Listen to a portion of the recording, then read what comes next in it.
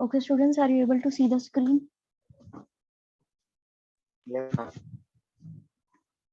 Okay, if you have any problem regarding our previous topics, you can ask me. No, ma'am, no problem. We No, ma'am. completed this Nehru's role in our last class.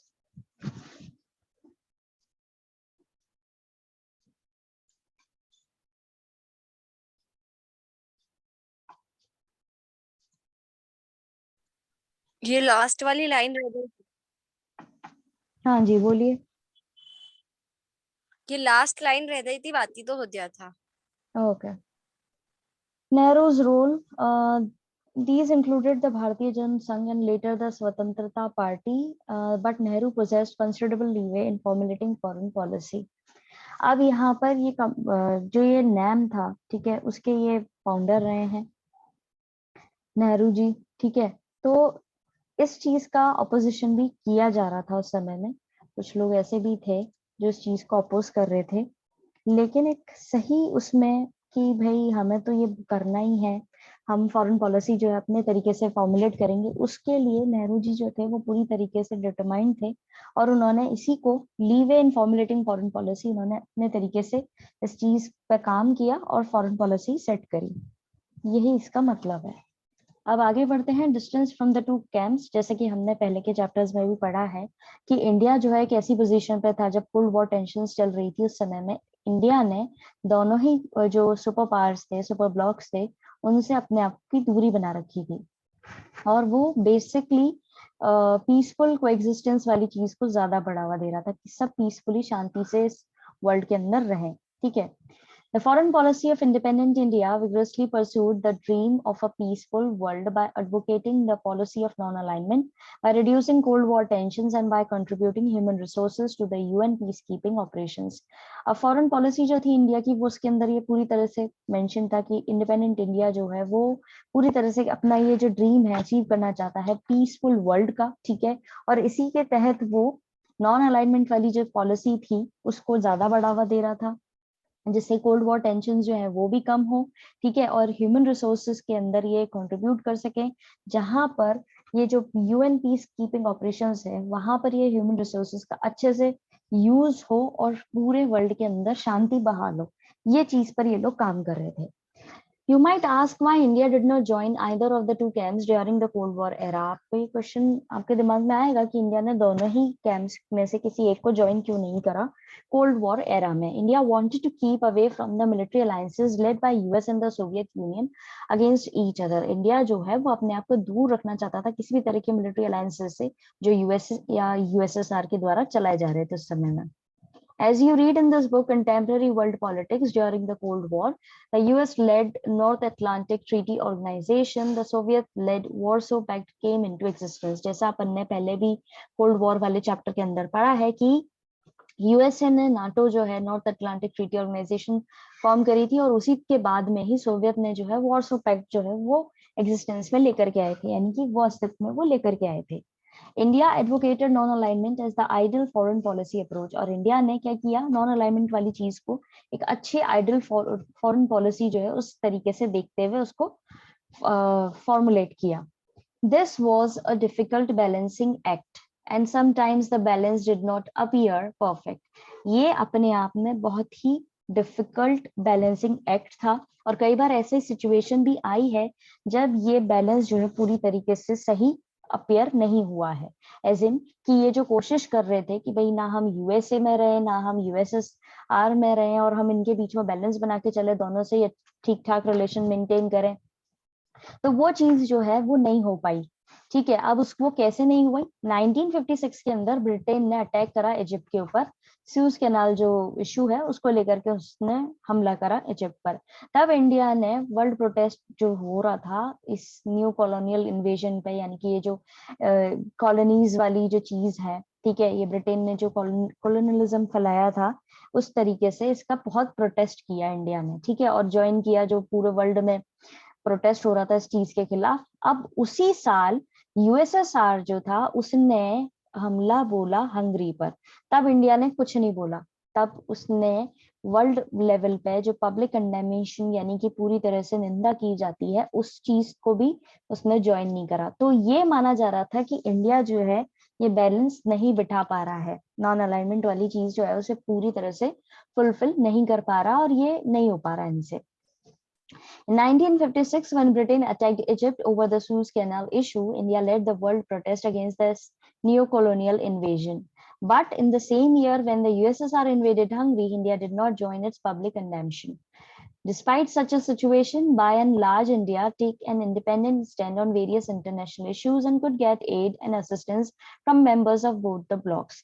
इस तरह की situation के बावजूद भी India जो कि एक large independent nation था उस समय में, उसने कई सारे इंटरनेशनल इश्यूज पर स्टैंड लिया है और इसके उसमें इसको मदद भी मिली है और असिस्टेंस भी मिला है दोनों ही ब्लॉक्स के मेंबर से। समझ में आया किसी को कोई दिक्कत फर्स्ट पैराग्राफ में? No, ma'am. Okay.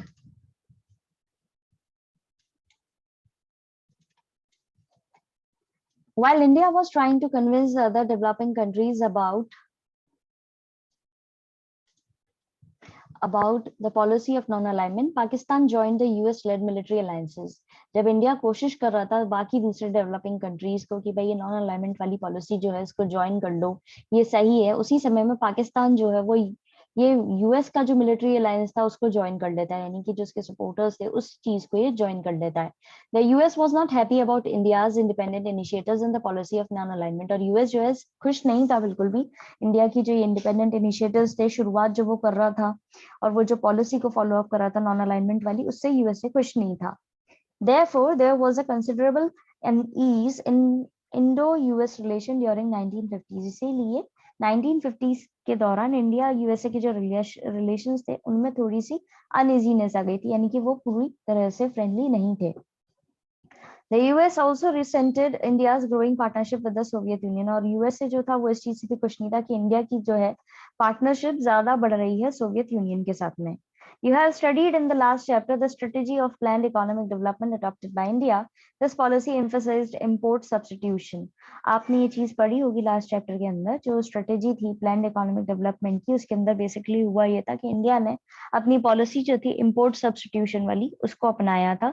ठीक है, the emphasis on developing a resource base also meant that export oriented growth was limited. अब यहाँ पे जो ध्यान दिया जा रहा था वो इस चीज पे था कि भाई हमें रिसोर्स बेस जो है उनको डेवलप करना है इस तरीके से कि हमारी ग्रोथ जो है वो पूरी तरह से एक्सपोर्ट पर या डिपेंडेंट हो पाए, ठीक है, इंपोर्ट पर नहीं हो पाए, यानी कि इंपोर्ट सब्स्टिट्यूशन, हम जो सामान इंपोर्ट करा रहे हैं उसका हमें सब्स्टिट्यूट ढूंढना है, इस तरीके से ढूंढना है कि हम अपने आप में सक्षम हो सके, साथ ही साथ हम बाहर जो है सामान भेजें और इंपोर्ट कराने की बजाय। This development strategy limited India's economic interaction with the outside world. ये जो डेवलपमेंट की स्ट्रेटेजी थी इससे बाहर की दुनिया से जो हमारा आर्थिक इंटरेक्शन था वो थोड़ा लिमिटेड हो गया था। इन दोनों ही पैराग्राफ्स में कुछ समझ नहीं आया है तो आप लोग पूछ सकते हैं। No, ma'am, no problem. No, ma'am. Okay, फिर है एफ्रो एशियन यूनिटी। अब साइज, लोकेशन और पावर पोटेंशियल को देखा जाए तो नेहरू जो थे वो पूरी तरह से इमेजिन कर रहे थे कि इंडिया जो है बहुत बड़ा रोल प्ले कर रहा है, ठीक है, इन वर्ल्ड अफेयर्स में, स्पेशली एशियन अफेयर्स के अंदर। और उस समय में यहाँ पे काफी ज्यादा स्टैब्लिशमेंट किए गए एज इन कॉन्टेक्स्ट के बेसिस पे। इंडिया और दूसरे जो इंडिपेंडेंट स्टेट्स थे एशिया और अफ्रीका के, उनके बीच में काफी कॉन्टेक्स्ट जो है स्टैब्लिश किए गए, कम्युनिकेशन काफी बिठाया गया था। Yet, given its size, location, and power potential, Nehru envisaged a major role for India in world affairs and especially in Asian affairs. अब साइज, लोकेशन और पावर पोटेंशियल को देखते हुए नेहरू जो है उन्होंने एनविसेज्ड एज एन इमेजिन किया काफी इंपॉर्टेंट रोल है इंडिया का वर्ल्ड अफेयर्स को लेकर के, स्पेशली एशियन अफेयर्स को लेकर के। जो दूसरी एशियन कंट्रीज है और जो अभी आजाद हुई हैं, डीकोलोनाइजेशन हुआ है, उनमें अच्छा रोल है इसका। His era was marked by establishment of contacts between India and other newly independent states in Asia and Africa. अब इनका समय जो रहा है उसके अंदर उन्होंने अच्छे कॉन्टेक्ट्स बिठाए हैं इंडिया से, इंडिया के कॉन्टेक्ट्स अच्छे इन्होंने स्टैब्लिश करे, दूसरी इंडिपेंडेंट स्टेट्स हों एशिया या अफ्रीका की। Throughout the 1940s and 1950s, Nehru had been an ardent advocate of Asian unity. अब 1940 से 1950 तक का जो पूरा टाइम पीरियड रहा है उसमें नेहरू जो थे वो काफी अच्छे इस चीज को बढ़ावा दे रहे थे कि एशियन यूनिटी होनी चाहिए, यानी कि एशिया जो कॉन्टिनेंट है इसके अंदर जितनी भी कंट्रीज हैं उन सब में बहुत अच्छे से यूनिटी होनी चाहिए। Under his leadership, India convened the Asian Relations Conference in March 1947. इनकी लीडरशिप के अंडर ही इंडिया ने जो है एशियन रिलेशन कॉन्फ्रेंस जो है वो रखी मार्च 1947 के अंदर, 5 months ahead of attaining its independence। और 1947 की बात हो रही है, मार्च के महीने की बात हो रही है। यहाँ पे इनकी लीडरशिप के अंदर एशियन रिलेशंस को मजबूत करने के लिए कॉन्फ्रेंस के बारे में बातचीत हो रही है और ये हो रहा है आजादी के 5 महीने पहले। India made earnest efforts for the early realization of freedom of Indonesia from the Dutch colonial regime by convening an international conference in 1949 to support its freedom struggle। अब इंडिया को जब आजादी मिल गई उसके बाद में इंडिया ने काफी एफर्ट्स लगाए कि भाई इंडोनेशिया को भी आजादी मिलनी चाहिए डच कॉलोनियल रजीम से, और उस चीज को उन्होंने इंटरनेशनल कॉन्फ्रेंस में मेंशन किया 1949 के अंदर कि भाई इनके फ्रीडम स्ट्रगल में हमें इन्हें सपोर्ट करना है। यानी जब इंडिया आजाद हो गया तो वो दूसरे देशों पर भी ध्यान दे रहा था कि दूसरे देशों को कैसे आजाद कराना है। India was a staunch supporter of decolonization process and firmly opposed racism, especially apartheid in South Africa। India जो है वो एक अच्छा सपोर्टर रहा है डीकोलोनाइजेशन का, ये जो डीकोलोनाइजेशन वाला प्रोसेस रहा है उसका, और साथ ही साथ वो पूरी तरीके से अगेंस्ट था रेसिज्म के, यानी कि जो भेदभाव किया जाता है रंग के बेसिस पे, ठीक है, उस पर, और स्पेशली जो अपार्थाइड की पॉलिसी चल रही थी साउथ अफ्रीका के अंदर उसके भी ये खिलाफ था। क्या कोई बता सकता है कि अपार्थाइड क्या था? हमने 11th क्लास के अंदर पढ़ा है ये। Yes ma'am. हाँ जी बताइए। मैम अपार्थाइड सिस्टम जो है ना उसमें वाइट जो लोग थे उन्होंने ब्लैक लोगों के साथ बहुत ज्यादा मतलब डिस्क्रिमिनेशन किया था। उन लोगों तो उन जगह पे जाने के लिए अलाउ नहीं किया जाता था जहाँ पे वाइट पीपल्स जाते थे, और उन तो एक तरह से बहुत लो कास्ट समझा जाता था, और अगर उन्हें वाइट लोगों की चीजें यूज करनी होती थी तो परमिशन लेनी होती थी, लेकिन फिर भी उन्हें परमिशन नहीं मिलती थी। Okay very good. तो इसी तरह की चीजें जो थी जो साउथ अफ्रीका के अंदर हो रही थी, अपार्थाइड जो हो रहा था उसको भी ये पूरी तरह से अपोज करता था। The Afro-Asian Conference held in the Indonesian city of Bandung in 1955, commonly known as Bandung Conference। इस चीज को मार्क कर लीजिए, एफ्रो-एशियन कॉन्फ्रेंस जो कराई गई थी वो हुई थी इंडोनेशियन सिटी बैंडुंग के अंदर 1955 के अंदर, और उस चीज को बोला जाता है Bandung conference. Mark the zenith of India's engagement with the newly independent Asian and African nations. और इससे इंडिया, ये जो कॉन्फ्रेंस हुई बैंडुंग कॉन्फ्रेंस, इससे इंडिया की जो एंगेजमेंट था जो नए नए इंडिपेंडेंट एशियन और अफ्रीकन नेशंस हुए थे उसमें एक अपने आप में बहुत ही अच्छा अचीवमेंट जो है वो मार्क किया इन्होंने। The Bandung conference later led to the establishment of the NAM, और इसके बाद में ही इस चीज को नैम के अंदर जो है एस्टेब्लिशमेंट हुआ और अच्छे से, ठीक है। The first summit of the NAM was held in Belgrade in September 1961। पहला समिट जो है नैम को लेकर के वो किया गया था बेलग्रेड के अंदर सितंबर 1961 में। Nehru was a cofounder of the NAM, जैसे कि हमने पढ़ा है चैप्टर फर्स्ट के अंदर कि नेहरू जो थे वो को-फाउंडर थे नैम के। इस पैराग्राफ के अंदर किसी को कोई दिक्कत आई है तो आप लोग पूछ सकते हैं। No ma'am, no problem. Okay then we have okay then we have peace and conflict with China. China से जो है वो भी रिलेशन थोड़े से अलग रहे हैं, अप्स एंड डाउन्स आए हैं यहाँ पर भी। शांति थी पहले, उसके बाद में कॉन्फ्लिक्ट हुआ। कॉन्फ्लिक्ट क्यों हुआ वो हम पढ़ेंगे। दलाई लामा जो रहे हैं उनके बारे में अगर आपने सुना हो तो उनका काफी इस चीज में इन्वॉल्वमेंट रहा है। उनको लेकर के ही इंडिया और चाइना के जो है रिलेशंस हैं वो थोड़े से खराब रहे हैं, मतलब खराब एज इन की कॉन्फ्लिक्ट रहा है उसमें, ठीक है। अब वो कैसे रहा है वो पढ़ते हैं। Unlike its relationship with Pakistan, free India began its relationship with China on a very friendly note. अब पाकिस्तान से जैसे रिलेशन रहे थे उससे थोड़ा बिल्कुल डिफरेंट इंडिया के रिलेशन जो है चाइना से काफी फ्रेंडली नोट पे रहे थे शुरुआत में। After the Chinese revolution in 1949, India was one of the first countries to recognize the communist government। जब चाइनीज रेवोल्यूशन हुआ था 1949 के अंदर, यानी वहां पे क्रांति आई थी, तो इंडिया ही पहला ऐसा कंट्री था जिसने कम्युनिस्ट गवर्नमेंट को सबसे पहले वहां पे पहचाना था. Nehru felt strongly for this neighbour that was coming out of the shadow of western domination and help the newly government in international फोरा. अब इस चीज को ध्यान से पढ़िए कि नेहरू जो थे उस समय में, जैसे कि हमने ऊपर पढ़ाई है भी, एशियन और अफ्रीकन जो भी नए नेशंस थे उनको सपोर्ट कर रहे थे और उनको ये उनकी यूनिटी में विश्वास रखते थे, उस चीज के पूरे आर्डेंट फॉलोअर थे. तो यहाँ पे नेहरू को लगा कि भाई ये जो चाइना रिसेंटली अभी आजाद हुआ है वेस्टर्न डोमिनेशन से, तो यहाँ पे नई जो सरकार आई है, कम्युनिस्ट जो सरकार आई है, उसको इंटरनेशनल लेवल पे उसकी मदद करनी चाहिए जिससे वो भी अपने आप को प्रॉपरली स्टैब्लिश कर सके. ठीक है, इंडिया हेल्प कर रहा है चाइना की इंटरनेशनल लेवल पे वो अपने आप को स्टैब्लिश कर सके. Some of his colleagues like Vallabh bhai Patel were worried about a possible Chinese aggression in future. और इन्हीं के एक जो कलीग थे वल्लभ भाई पटेल, उनको ये चिंता लग रही थी कि हो सकता है आगे जाकर के फ्यूचर में ये लोग हम पर हमला कर दें. ठीक है, but Nehru thought it was exceedingly unlikely that India will face an attack from China. लेकिन नेहरू जो थे उनको लग रहा था कि बहुत कम चांसेस हैं कि आगे जाके इंडिया पर ये अटैक करेगा China. For a very long time, the Chinese border was guarded by paramilitary forces and not the army. काफी लंबे समय तक चाइनीज बॉर्डर पर, और जो इंडिया चाइनीज बॉर्डर है वहां पर पैरामिलिट्री फोर्सेस जो है गार्ड करते थे, ना कि आर्मी.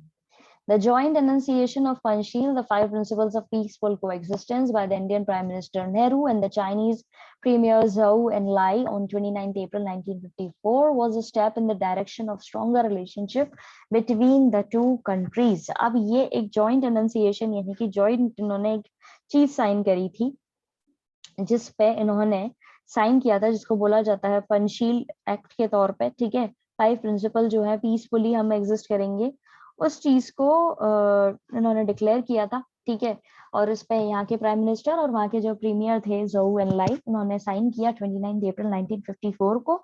ये अपने आप में एक कदम उठाने जैसा था कि हाँ, दोनों ही कंट्रीज के बीच में काफी अच्छा गहरा रिश्ता है. Indian and Chinese leaders visited each others country and were greeted by large and friendly crowds.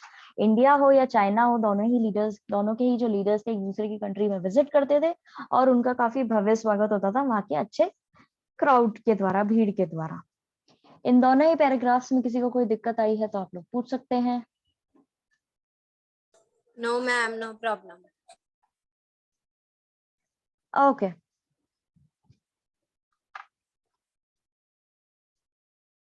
अब जो है ये कॉन्फ्लिक्ट क्यों हुआ था उसका ये आपको एक कटिंग दे रखी है, एक एज इन पहले तो आर्टिकल दे रखा है कि India offer sanctuary to the Dalai Lama. अब क्या है यहाँ पर, तिब्बत अगर आपने नाम सुना हो तो वहां के रहने वाले थे दलाई लामा. ठीक है, ये एक स्पिरिचुअल लीडर के तौर पे आप जिनको आज समझते हैं, जानते हैं, ये वहां के थे लीडर. और चाइना क्या कोशिश कर रहा था, तिब्बत को अपने अंडर कंट्रोल में लाने की कोशिश कर रहा था, इन्वेजन करने की कोशिश कर रहा था.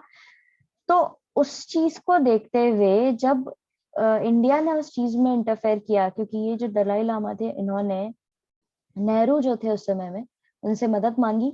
ठीक है, और वो मदद के लिए आगे आए. पहले तो ये था कि भाई चाइना ये बोल रहा था कि मैं तिब्बत पे कोई इंटरफेरेंस नहीं करूंगा, कोई इन्वेजन नहीं करूंगा, लेकिन बाद में वो अपनी बातों से पीछे हट गया और उसने इन्वेजन करने की कोशिश करी, इन्वेट करने की कोशिश करी. तो वहां का जो कल्चर था उसको डिस्ट्रॉय करने की कोशिश करता था चाइना, और आज भी वही चीज करने की कोशिश करता है तिब्बत के अंदर भी. तो इस चीज को मद्देनजर रखते हुए नेहरू ने जब उनसे मदद मांगी गई, स्पिरिचुअल लीडर दलाई लामा ने उनसे मदद मांगी, तो उन्होंने मदद करने के लिए अग्री करा और फिर उन्होंने एज इन की उनको शरण दी.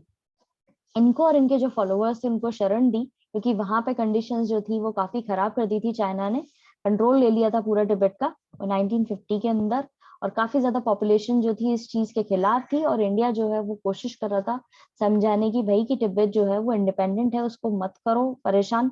तो ये चीज जो थी ये कॉन्फ्लिक्ट का मेन कारण रही थी. अब इसको पढ़ते हैं. Tibet, the plateau of the Central Asian region called the Tibet, is one of the major issues that historically caused the tension between India and China. अब ये सेंट्रल एशियन का जो एरिया है तिब्बत, वहाँ वो सबसे बड़ा मेजर इशू रहा है काफी समय से ही इंडिया और चाइना के बीच में टेंशन का. From time to time in history, China had claimed administrative control over Tibet. समय से समय आने पर बार बार चाइना ने कोशिश करी है कि भाई इस पर मेरा हक है, मैं कंट्रोल करूंगा टिबेट पे. From time to time Tibet was independent, और उसी समय टिबेट जो है वो इंडिपेंडेंट भी अपने आप को डिक्लेयर करता रहा है. इन 1950 China took over control of Tibet, और 1950 के अंदर चाइना कंट्रोल करने की कोशिश करता है, पूरा कंट्रोल को टेक ओवर करने की कोशिश करता है टिबेट पे. Large sections of the Tibetan population oppose this take over, और काफी बड़ा सेक्शन जो था, वहां की जनता जो थी वो पूरी तरह से टेक ओवर के खिलाफ थी. India try to persuade China to recognise Tibet's claim for independence. India ने कई बार कोशिश करी है चाइना को समझाने की भाई कि वो इंडिपेंडेंट है, उस चीज को समझो. When the Panchsheel Agreement was signed between India and China in 1954, through one of its clauses about respecting each other's territorial integrity and sovereignty, India conceded China's claim over Tibet. अब Panchsheel agreement के अंदर बोला गया है कि India और China 1954 के अंदर जो साइन की गई थी कि भाई दोनों ही एक दूसरे की टेरिटोरियल इंटीग्रिटी और सोवरेनिटी को रिस्पेक्ट करेंगे. और जब इंडिया ने इसको समझाने की कोशिश करी कि भाई ये जो क्लेम कर रहे हो आप वो सही नहीं है,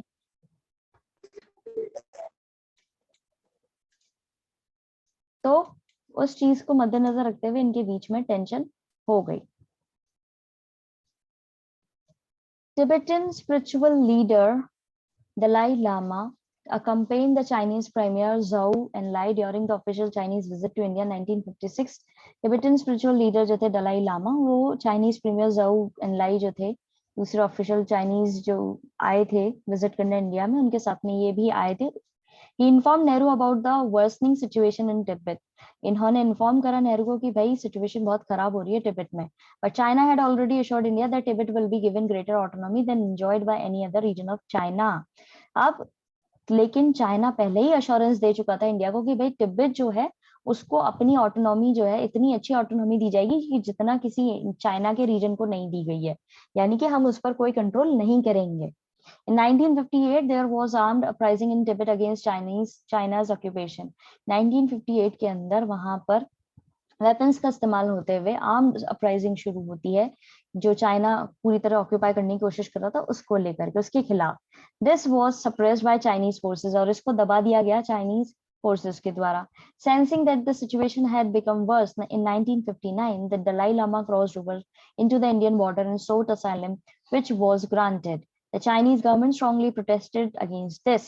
अब जब सिचुएशन बहुत ज्यादा खराब हो गई 1959 के अंदर, तो दलाई लामा जो है वो बॉर्डर क्रॉस करके इंडिया से उन्होंने मदद मांगी कि भाई हमें रिफ्यूजी की तरह या हमें शरण में लो, और इस चीज को ग्रांट किया गया, एज इन की अलाउ किया गया. तो इस चीज को देखते हुए चाइनीज गवर्नमेंट जो थी उन्होंने पूरी तरह से इसके खिलाफ प्रोटेस्ट किया, यानी उन्होंने इस चीज को पूरी तरह से गलत माना. समझ में आया? अभी तक किसी को कोई दिक्कत आई है तो पूछ सकते हैं. No ma'am, no problem. Okay, so that's it for today. आज हम इतना ही करेंगे. Will continue this topic in our tomorrow's class, and I'm going to send you a link for your next class now.